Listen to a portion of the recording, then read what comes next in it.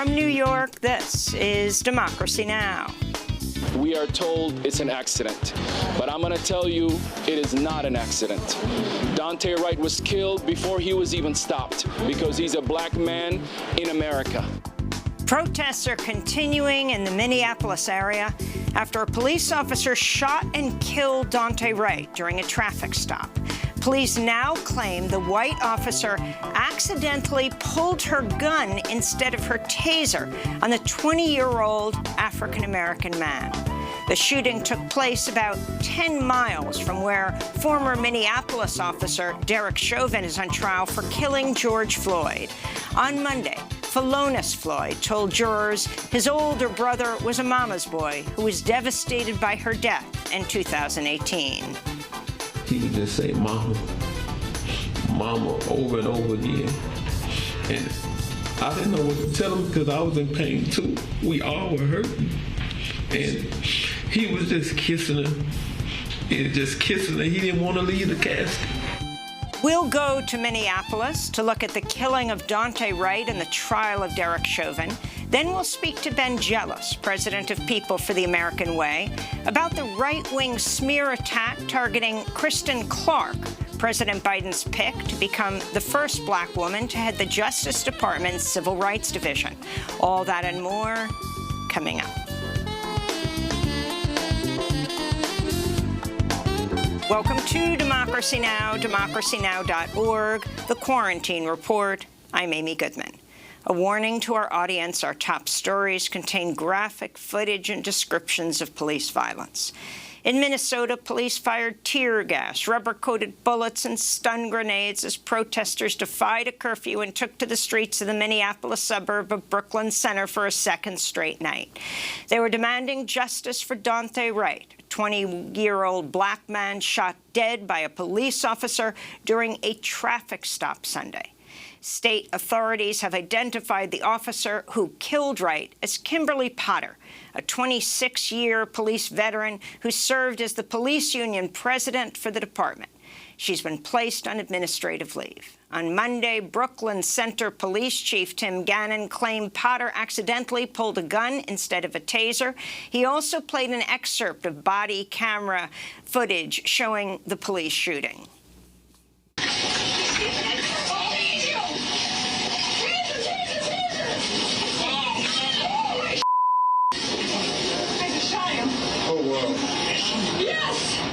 According to the Star Tribune, Daunte Wright is the 6th person killed by Brooklyn Center Police since 2012. 5 of the 6 have been men of color. On Monday, the director of the Minnesota chapter of the Council on American Islamic Relations joined calls for Officer Kim Potter to face criminal charges. This is Jelani Hussein. We are told it's an accident, but I'm going to tell you it is not an accident. Daunte Wright was killed before he was even stopped because he's a black man in America. Daunte Wright was killed by this white officer because she did not see his humanity. She did not believe that black lives mattered. The police killing of Daunte Wright took place just 10 miles from downtown Minneapolis, where former officer Derek Chauvin's on trial for killing George Floyd last May. On Monday, a cardiologist called as an expert witness by the prosecution testified Floyd died due to oxygen deprivation, not from drugs or a heart condition, after Derek Chauvin pressed him into the pavement for over 9 minutes. Another expert witness, law professor and former police officer Seth Stoughton, blasted Chauvin's actions. No reasonable officer would have believed that that was an appropriate, acceptable, or reasonable use of force. George Floyd's brother, Philonise, gave tearful testimony as the prosecution wrapped up its case. Derek Chauvin's defense is due to call its first witnesses today. After headlines, we'll go to Minneapolis for the latest on the police killings of Daunte Wright and George Floyd. U.S. health officials are calling for an immediate pause in the use of Johnson & Johnson's single-dose COVID-19 vaccine after 6 recipients developed a rare complication from blood clots within 2 weeks of their vaccinations. 1 woman died. Another has been hospitalized in critical condition. It's not known if the vaccine caused the disorders. The Centers for Disease Control reports as many as 100,000 people regularly die of blood clots each year, and clotting is often a symptom of COVID-19. On Monday, the U.S. recorded 70,000 new cases as the nation's COVID-19 death toll passed 562,000. The CDC reports 120 million U.S. residents have received at least one dose of a vaccine. The World Health Organization warns global COVID-19 cases are continuing to rise exponentially, with 4.4 million positive tests last week, the 7th straight week of increases. Among the hardest-hit nations are India, which reported more than 160,000 new infections Tuesday, and Brazil, where COVID-19 deaths have topped 355,000, second only to the United States. In Russia, government statistics show over 360,000 excess deaths in 2020. The findings strongly suggest Russia sought to cover up the true toll of the pandemic, as it reported just 57,000 deaths from COVID-19 last year. In the Philippines, far-right President Rodrigo Duterte made his first public appearance in nearly 2 weeks Monday, seeking to end speculation about whether he'd fallen ill from a coronavirus infection. If you want me to die early, you must pray harder. Duterte said he would waive his chance to get a COVID-19 vaccine, outraging public health officials who've called on him to be vaccinated in public in order to combat vaccine hesitancy. This week, Duterte's administration relaxed sweeping lockdown measures for the capital, Manila, and surrounding regions, despite a record surge in infections that's threatening to overwhelm hospitals. The Philippines is now the worst affected country in Southeast Asia. Just over a Philippines residents have received 10 COVID-19 vaccination, a tiny fraction of the nation's 110 million people. Meanwhile, England has begun reopening pubs, gyms, and restaurants after months of lockdown. COVID-19 cases in the UK have plummeted due to one of the world's fastest mass vaccination programs, with some 40 million doses administered. In Brussels, European Union officials are deciding whether to allow emergency use of Russia's Sputnik V vaccine after many European nations suspended use of AstraZeneca's vaccine for younger people amid reports of rare incidents of blood clots. In clinical trials, the two-dose Sputnik V outperformed AstraZeneca with over 90% efficacy at preventing COVID-19.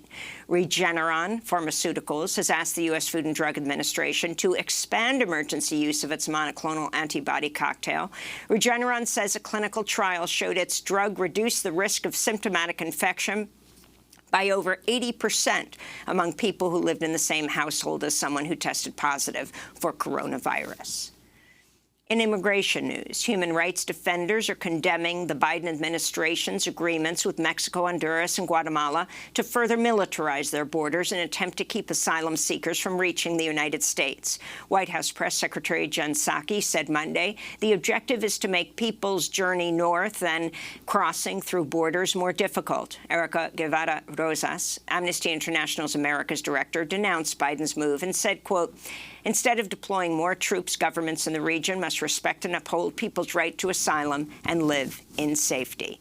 To see our full interview with her, you can go to democracynow.org. The United Nations is warning the entire population of St. Vincent has been left without access to clean water as a volcano continues to spew ash and hot gas over the Caribbean island nation. The UN says about 20,000 evacuees are in need of shelter. Cruise ships dispatched to ferry St. Vincent residents to safety refused to pick up passengers unless they could prove they've been vaccinated against COVID-19, and some neighboring islands said they would only take in vaccinated people.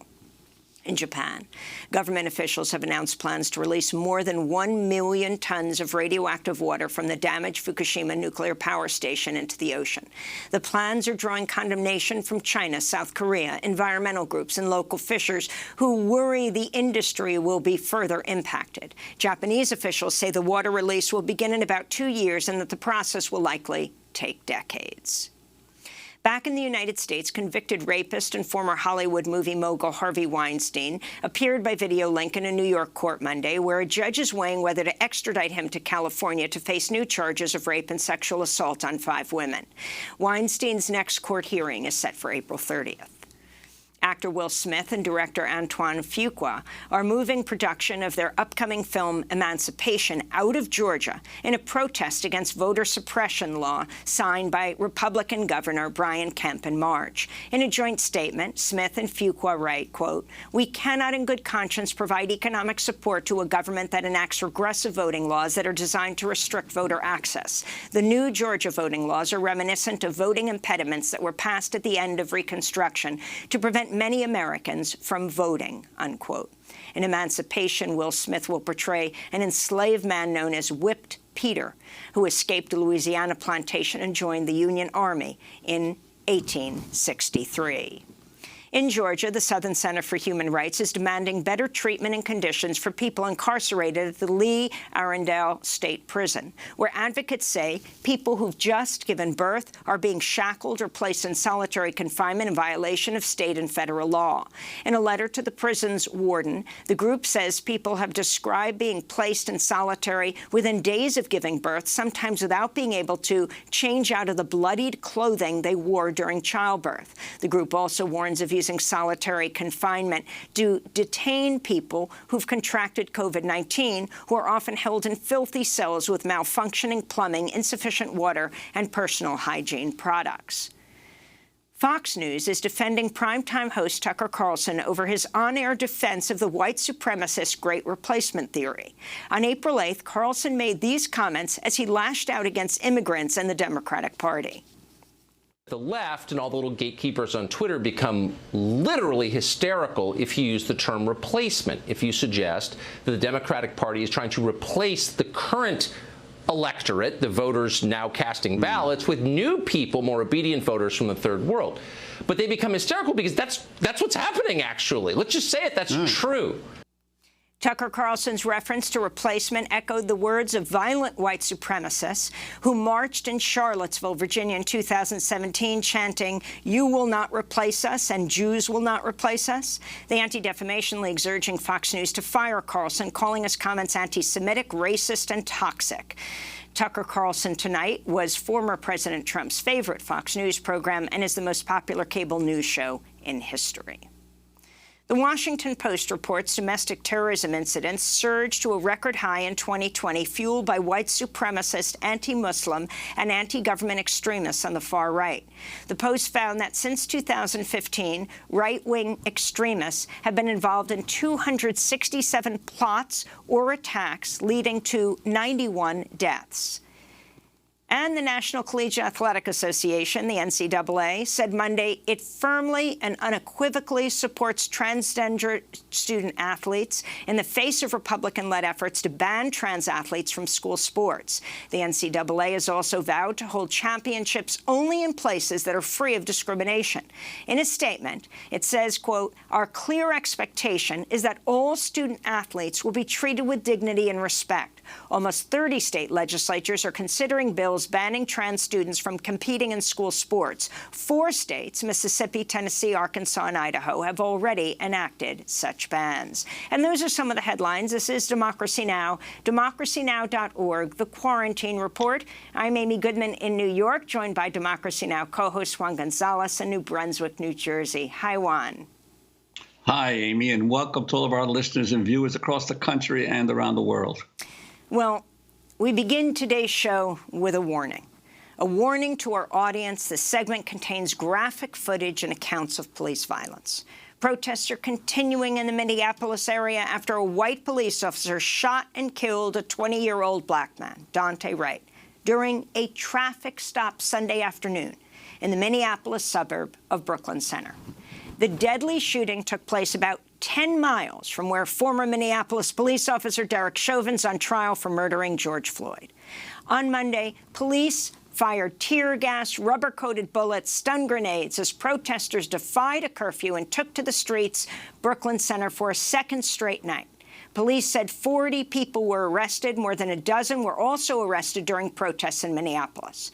Just before he was killed, Daunte Wright called his mother to say he was being pulled over, allegedly because an air freshener was obscuring his rearview mirror. On Monday night, Daunte's aunt, Nisha Wright, called into CNN. My mother shouldn't have to be burying her grandchild. My brother, my sister, they shouldn't have to be burying their son. Not over air freshener. They stopped him over air freshener. Let's get that correct. His tag wasn't expired. My sister and them had just bought him that car. Y'all want to see it? People want to try to look for something bad to go ahead and justify this. How about we just justify this man's life was taken? They took my man's life from him. My great-nephew has to now grow up not even knowing, not even being able to touch his father. You tell me, is it our right to take somebody's life over a misdemeanor warrant just for some weed? You got these politicians out here smoking weed. They ain't dead.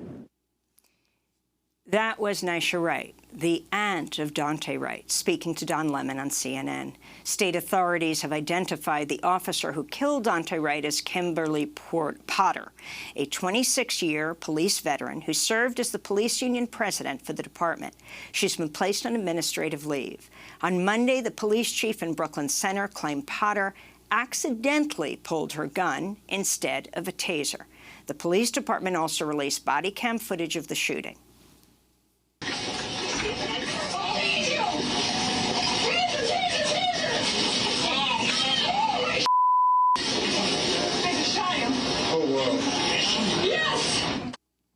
According to the Star Tribune, Daunte Wright is the sixth person killed by Brooklyn Center police since 2012. 5 of the 6 have been men of color. Brooklyn Center Mayor Mike Elliott, who's the town's first black mayor, spoke to reporters Monday.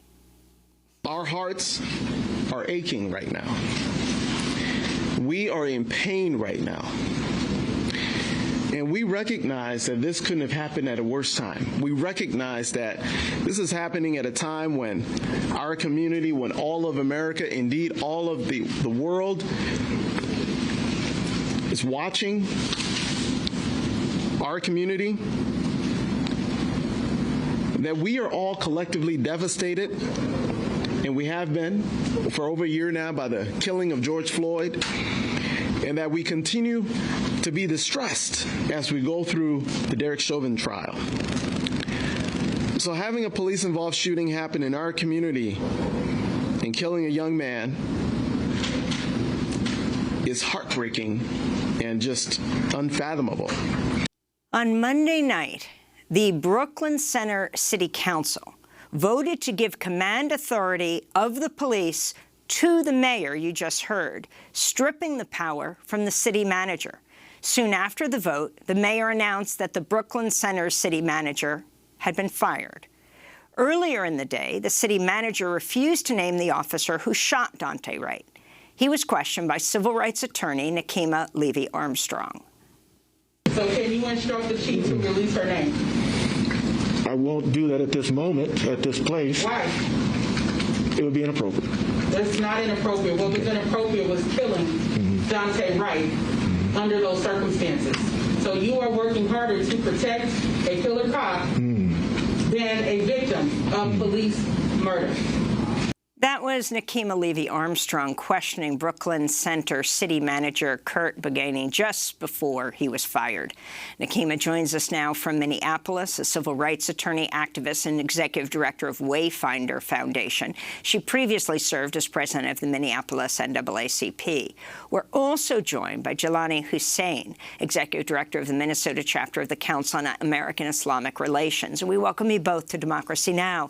So, Nekima Levy-Armstrong, let's continue where you were questioning the man who was just fired, a city manager who was in charge of the police, and now the police have been put under the mayor.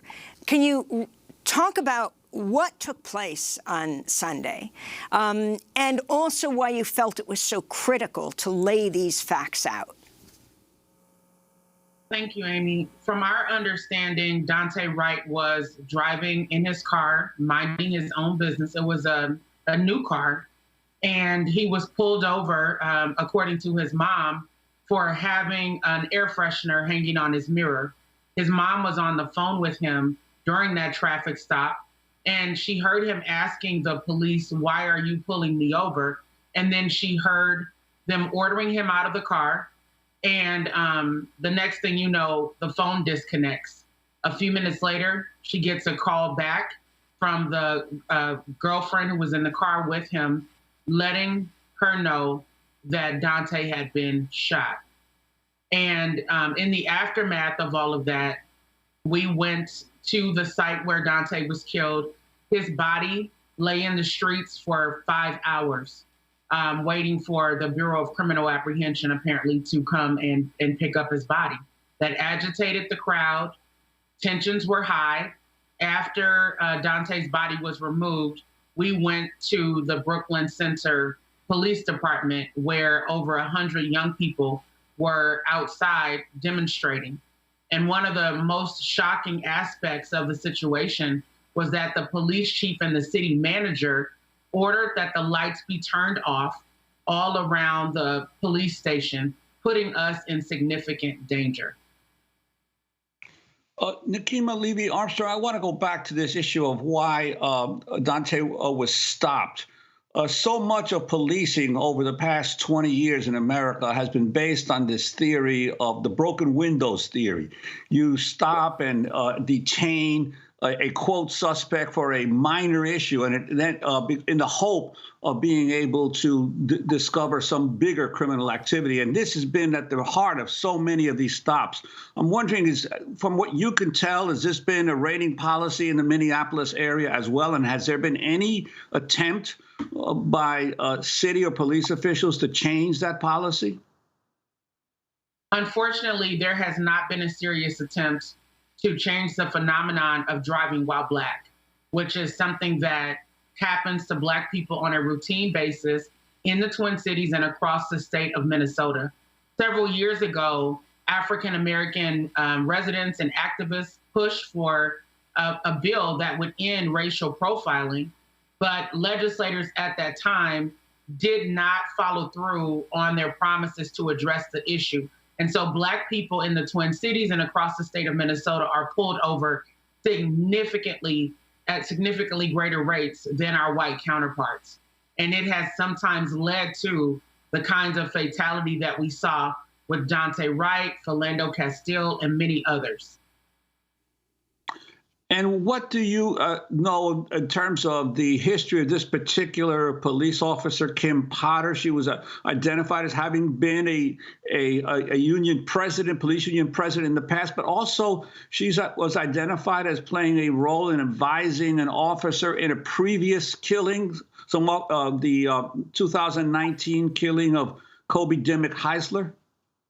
Yes, so let me be clear about the fact that with this woman, Kim Potter, being a 26-year veteran, there is absolutely no plausible way that she mistook her gun for a taser or her taser for a gun. It's just unfathomable that she would even make that excuse.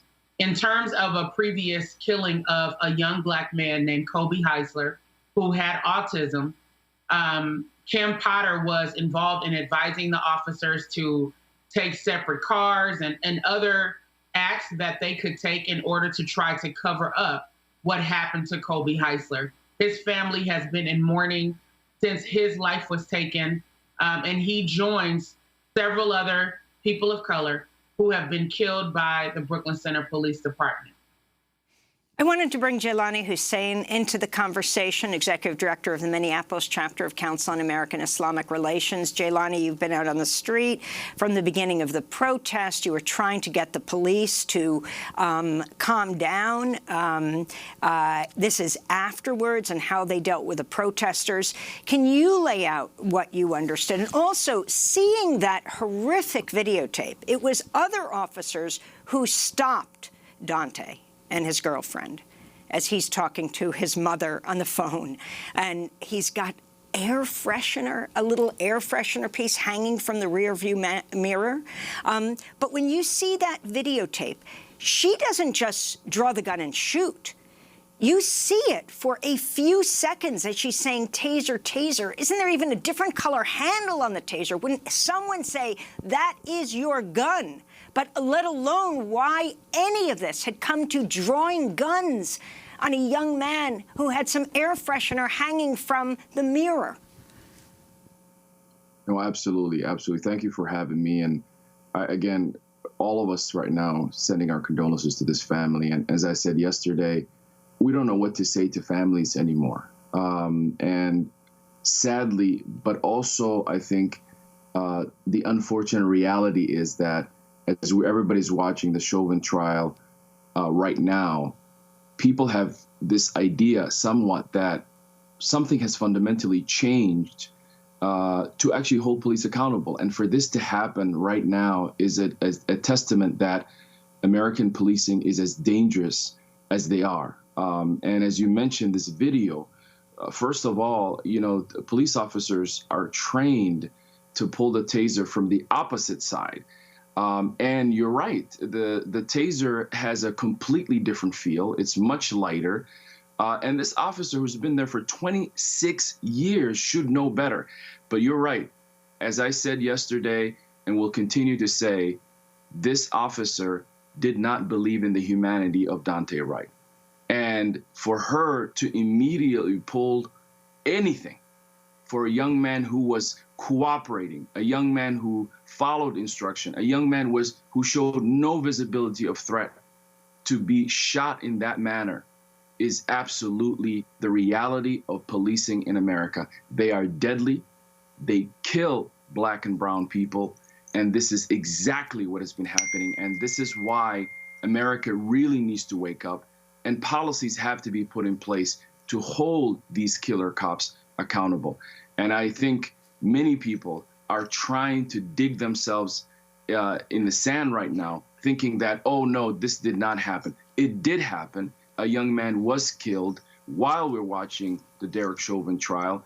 And to be honest with you, Amy, it is just gut-wrenching. And then, as you said, the evening, peaceful protesters standing outside the police station, not a single person, I was one of the few people there early, not a single person was even on the sidewalk of the police department until nearly 50 officers came with riot gear. And many of them had been planning for this because of the Chauvin trial. This was already plans that they had. They came out, started to agitate protesters, and God forbid there was a major accident because they were literally firing flashbangs and other types of projectiles at an apartment building where children were in their home, literally, no regards for children, no regards for the families that even lived across the police department, a dangerous scene. And we were on the call with the mayor, who unfortunately in this city did not have authority. The city manager and the police chief did, and they refused to even talk to us. I remember talking to one of the officers on the scene. I said, who is in command? They told us it was the police chief. I said, we need to talk to him. And they said he is busy planning, meaning he is busy terrorizing our community. And it is exactly what happened. So it is just an unfortunate time right now for all of us. But the unbelievable thing that happened in Brooklyn Center is exactly the reality that's happened. And this will continue to happen, sadly, until something fundamentally changes.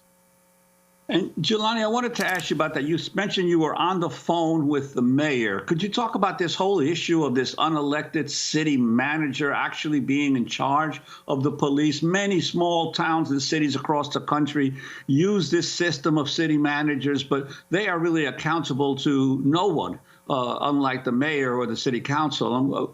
What was your sense of what happened there? Yeah, Mike, the mayor, Mike Elliott, that night was responsive to all of us. He got us on the phone. We talked to him about on the scene to remove the police officers initially where they had killed Daunte Wright. And he was working that entire night in communication with us and community leaders.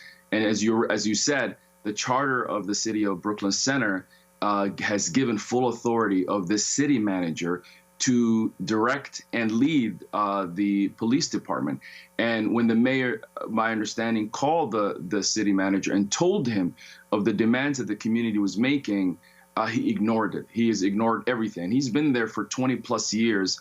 And so yesterday, as you saw, we demanded for the firing of the city manager, the police chief, and the officer. And just the process that the police department has created, the policies that it's created to shield itself from any type of accountability was displayed, that they could not even fire the police chief until they fire, first of all, the city manager, until they change the charter amendment or at least change the an ordinance to be able to have control of the police department. And so this is the reality. And this city, the mayor really couldn't do anything, even though he was trying to plead to de-escalate the situation while the police was escalating.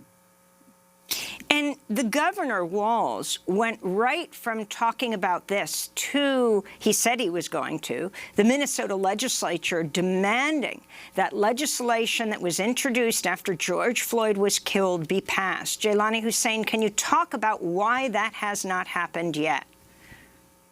Well, for folks who are not aware, I know Minnesota is a little bit of a flyover state, but this is one of the racist states in the union. It is racist because for the longest time, no policies around police accountability or any other really serious issues have been raised, but nothing has been done. Minnesota has one of the worst disparities in economics, in education for people of color. It has continuously has been that and has gotten worse.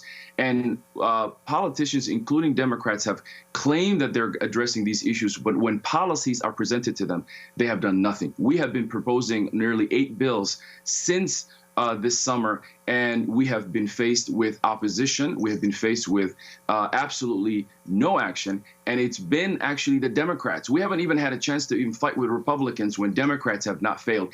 And the same Democrat leaders who were telling us that they care about these issues, who did not do anything, last night we're talking about now it's the time to pass police accountability, where we were already in the middle of a reckoning with the killing of George Floyd and now the trial of Derek Chauvin and those officers. So I hope that maybe more people can wake up and see the reality that Minnesota, the state that killed George Floyd, has done nothing, while other states are trying to at least attempt to pass some legislation. So I think people need to wake up and realize that this has never been a problem just in the Republicans who really stand with the police, but also Democrats who have failed to hold up their end of the bargain.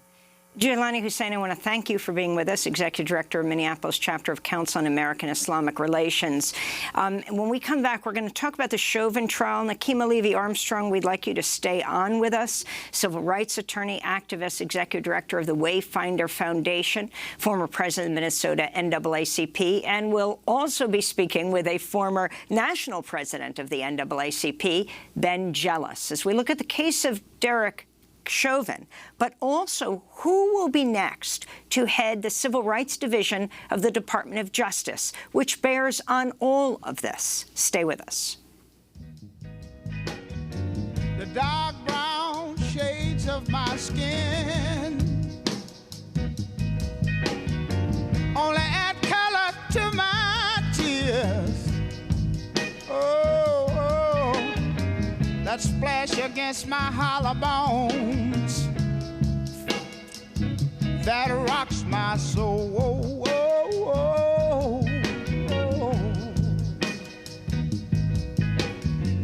Looking back over my false dreams that I once knew,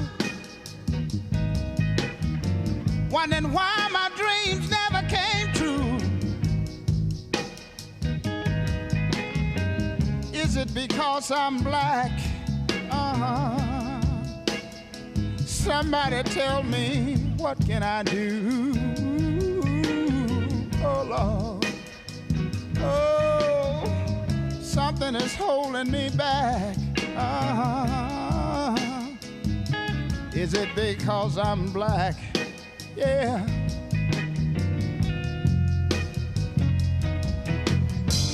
In this world of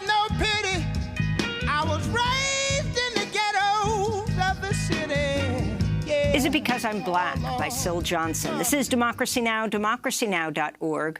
The Quarantine Report. I'm Amy Goodman with Juan González as we continue to talk about what's happening in Minnesota. Now to the trial of former Minneapolis police officer Derek Chauvin on trial for murdering George Floyd. The trial's taking place 10 miles from where a white police officer killed Daunte Wright, a 20-year-old black man, Sunday.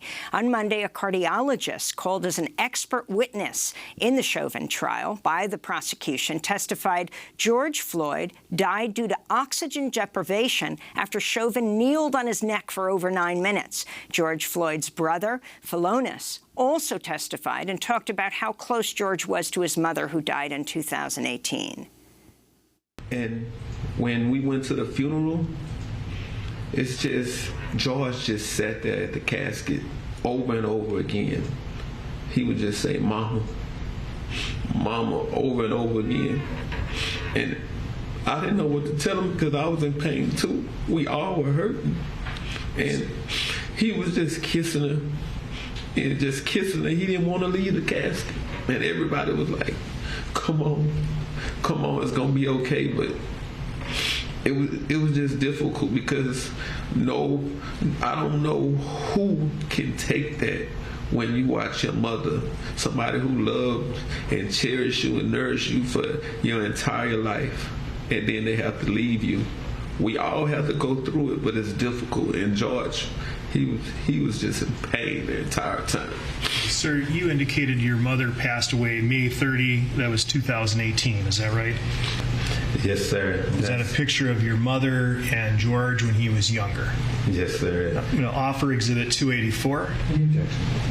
284 is received. Permission to publish. Sir, would you please describe this photo and what you know about it? That's my mother. She's no longer with us right now, but that's my oldest brother, George. I miss both of them. I was married. And May 24th, I got married. And my brother was killed May 25th. And my mom died on May 30th. It's like a bittersweet month because I'm supposed to be happy when that month comes. George Floyd's brother Philonis testifying Monday. Derek Chauvin's defense is due to call its first witnesses today. To talk more about the trial of Derek Chauvin, we're staying with Nakima Levy-Armstrong, the Minneapolis-based civil rights attorney, activist, executive director of Wayfinder Foundation, former president of the Minneapolis NAACP. Can you talk about the wrapping up of the prosecution?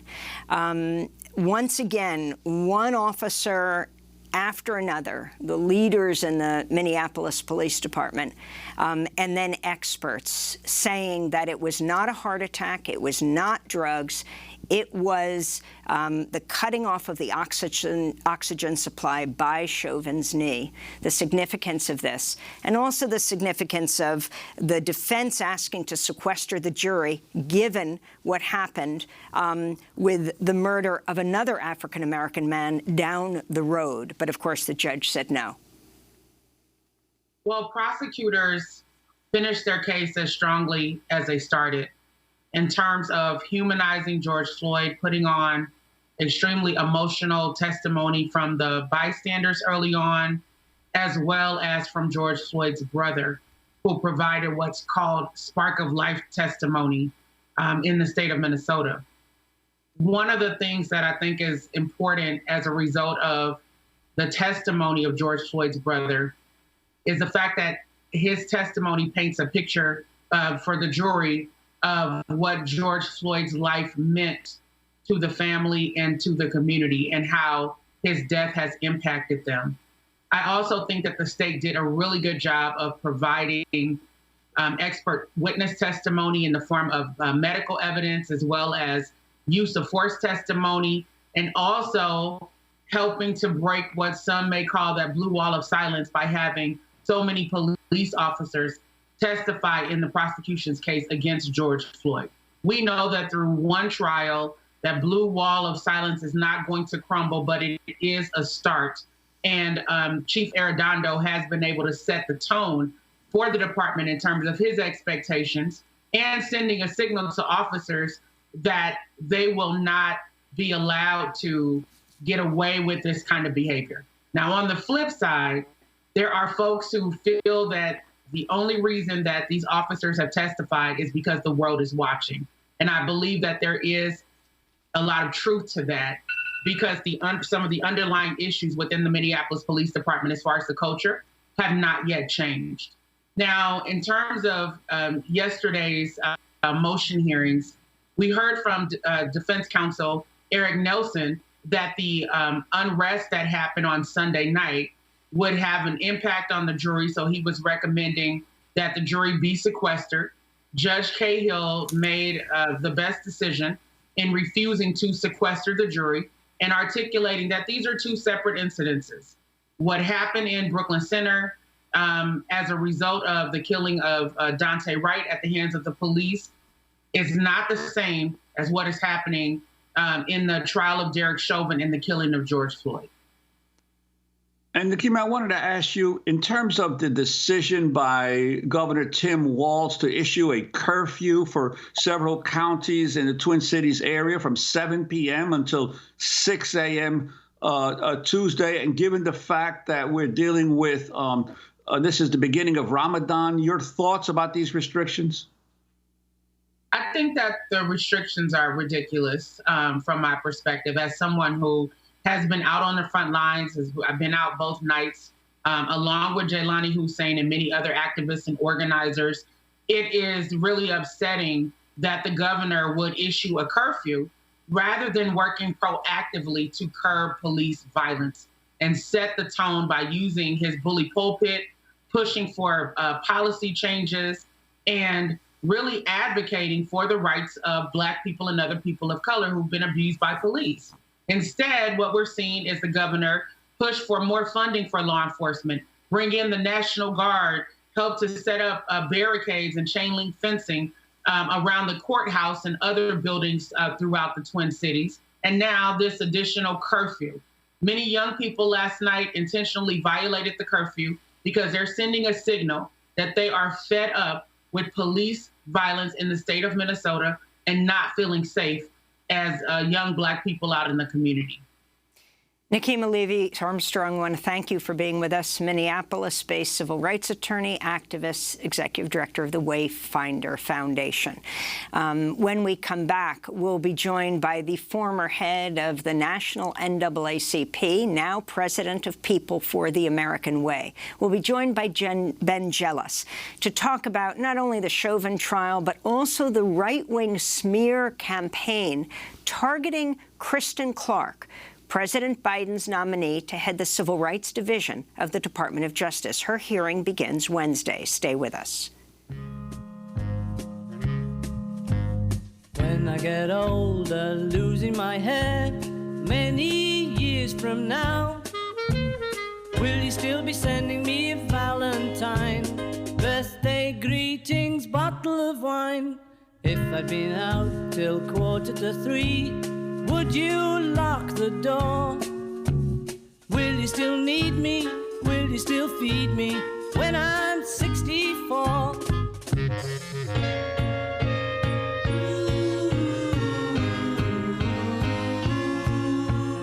You'll be older too,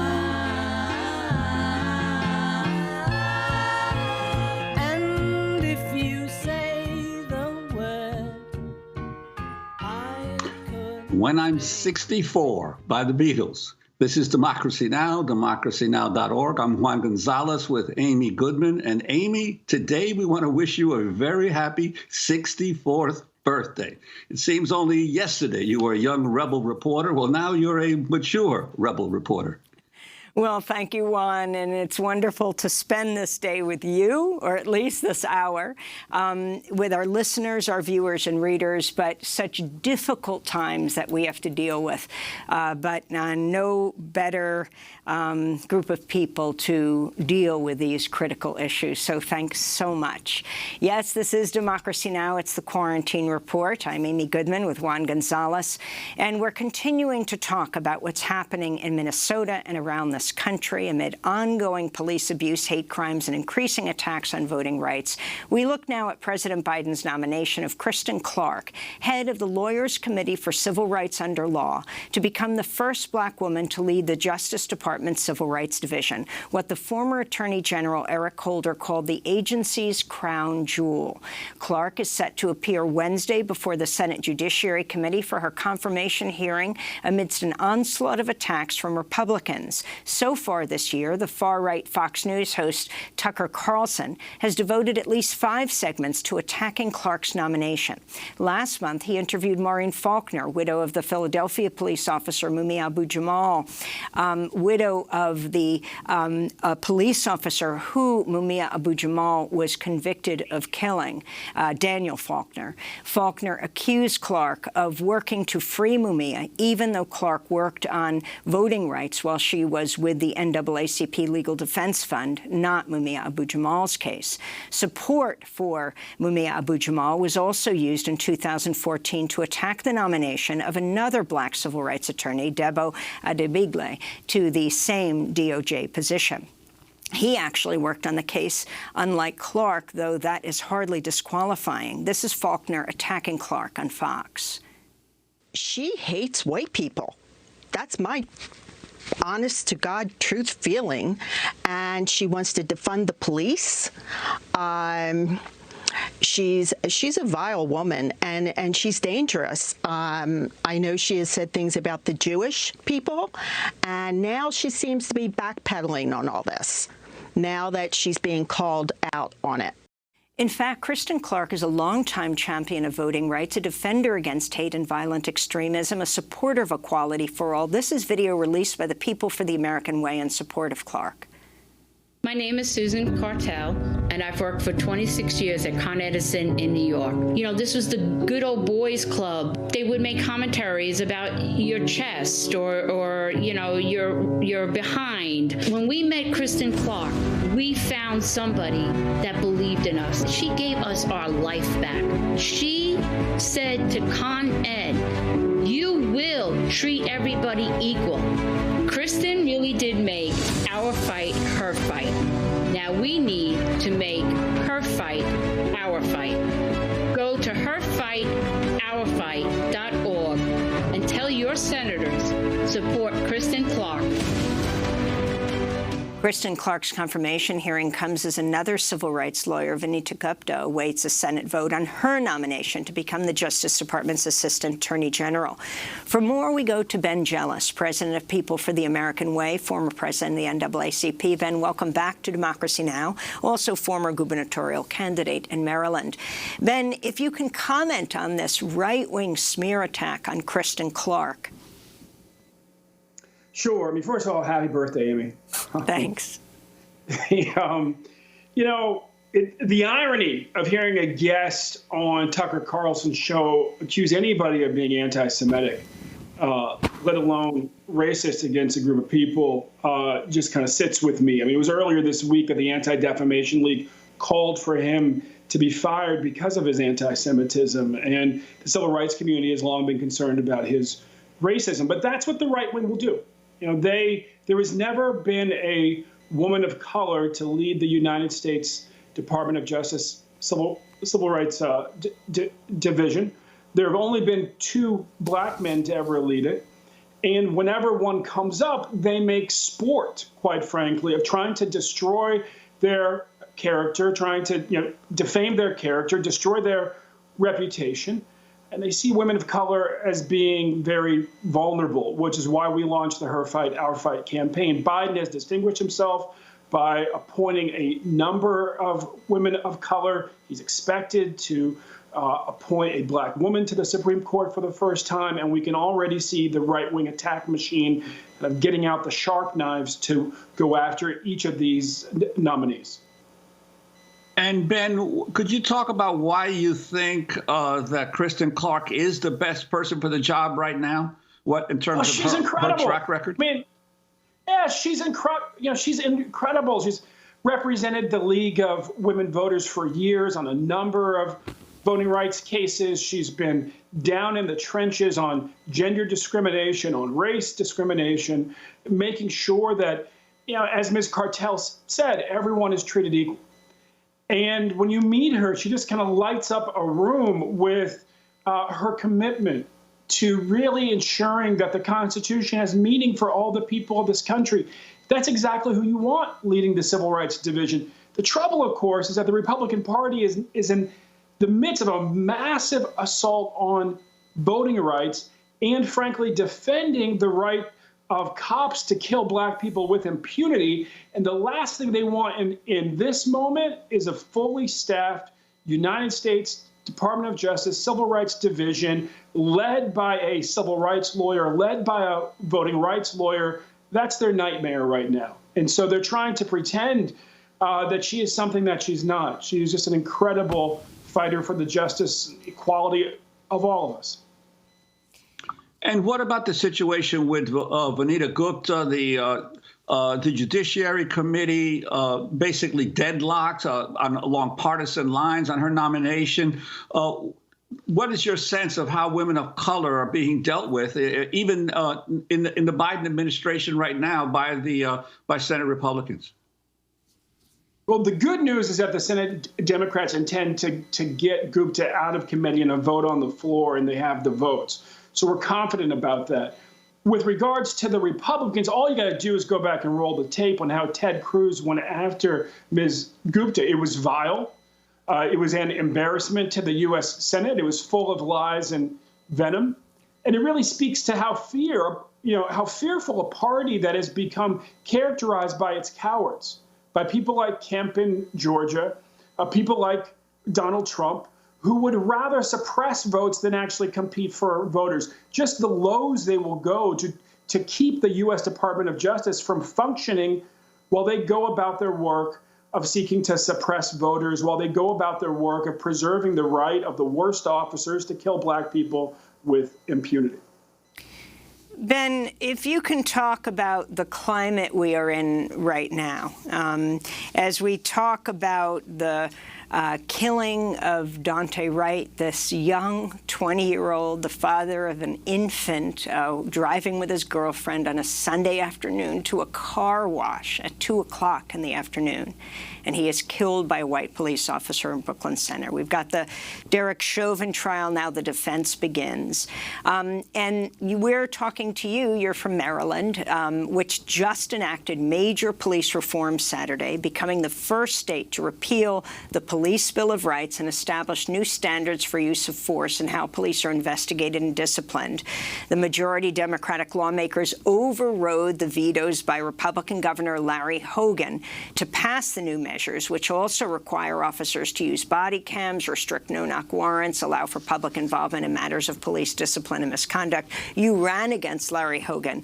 Can you talk about whether you see these kind of developments as enough? You also talk about changes in police departments like we see in Ithaca, New York, and yet the pace of police murders of unarmed African-American men. We're seeking to destroy, to end a system that's reigned in our country for hundreds of years, in which black people can be killed with impunity by the cops.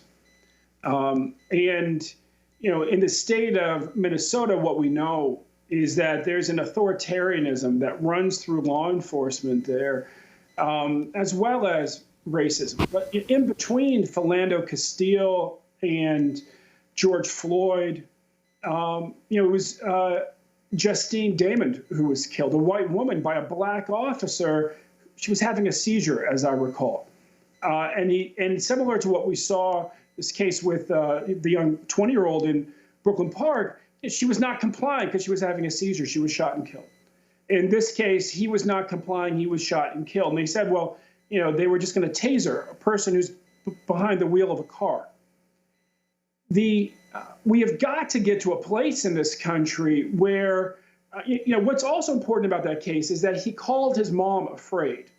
Even though he was with his girlfriend, he still called his mother afraid of what they may do to him. His father was out grocery shopping. This is every black parent's nightmare.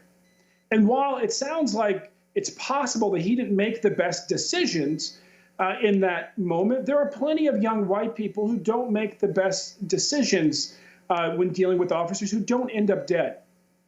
And that's what we really have to get to. Now, what's exciting about what we've seen in upstate New York, in Ithaca, is that they've taken a step back and said, we need to put the police under direct civilian control, have a civilian-led public safety department. And we need to take those half of the work that really is social work, that's dealing with drunks, that's dealing with homeless people, and let unarmed social workers respond to them. So through attrition, they're going to replace, as officers quit over time, up to half of them with unarmed uniformed social workers. That's the type of thinking that we need to have. We need to have thinking about, in this moment, with a society as diverse as ours, where we're deeply committed to people's equality, where we want everybody to be safe, how do we build public safety departments that represent who we are today, rather than maintain a culture that takes you right back to the worst eras in our history? Ben, I want to ask you, there are, on some of the conservative right-wing talk shows, you're seeing increasing reporting on the rise in crime and violence that is occurring across the country. And I'm wondering if you, and as if to say, see what is happening as a result of criticism and more accountability on the police, crime is rising.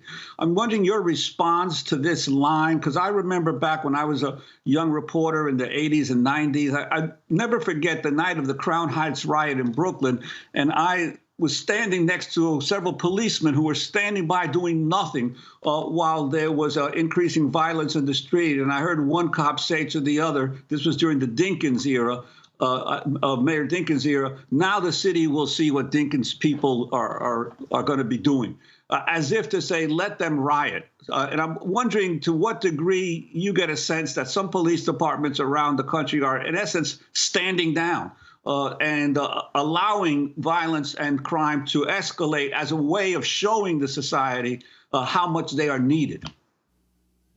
So let's deal with both issues there separately. If you go back to Commissioner Kelly, who kind of came to fame, as I recall, during the Dinkins administration, then I think he was a chief.